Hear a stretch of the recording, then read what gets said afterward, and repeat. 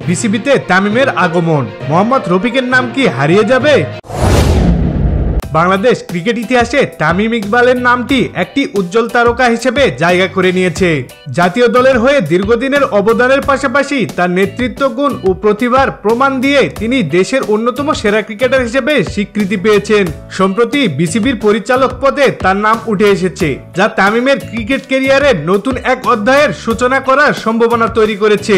তবে এই সিদ্ধান্তের পিছনের গল্পে আরও একজন ক্রীড়াবিদের অবহেলার কারণ চিত্র ফুটে ওঠে। তিনি মোহাম্মদ রফিক, বাংলাদেশের প্রথম শ্রেণীর লেগ স্পিনার ও বিশ্ব ক্রিকেটে এক উল্লেখযোগ্য নাম।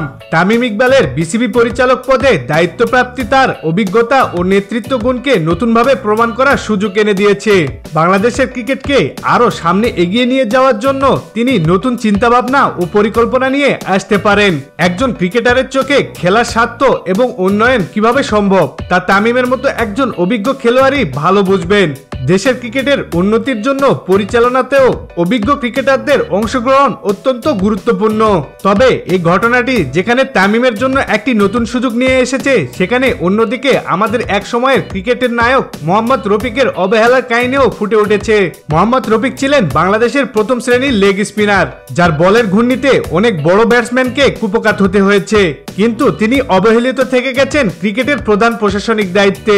এই অবহেলার পিছনে রয়েছে আমাদের দেশের ক্রীড়া সংস্থাগুলোর দূরদর্শিতার অভাব, যা একজন ক্রিকেটারের অর্জনকে প্রাপ্য সম্মান দিতে ব্যর্থ হয়।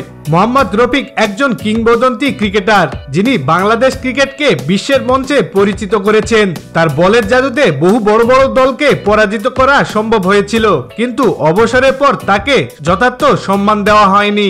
অথচ তার মতো একজন অভিজ্ঞ ক্রিকেটারকে বিসিবির মতো একটি গুরুত্বপূর্ণ প্রতিষ্ঠানে উচ্চ পর্যায়ে সিদ্ধান্ত গ্রহণের দায়িত্ব রাখা হলে দেশের ক্রিকেটে আরো উন্নতি হতে পারত।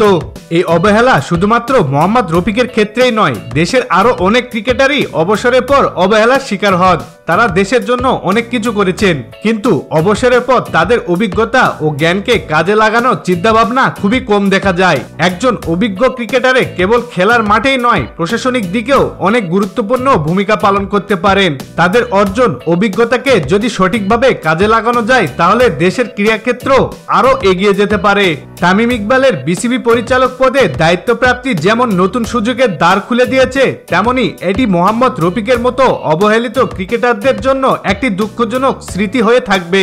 প্রিয় দর্শক, আমাদের উচিত কেবলমাত্র নতুন প্রজন্মের ক্রিকেটারদের প্রশংসা করা নয়, বরং যারা দেশের ক্রীড়াক্ষেত্রকে বিশ্বমঞ্চে পরিচিত করেছেন তাদের যথাযোগ্য সম্মান দেওয়া।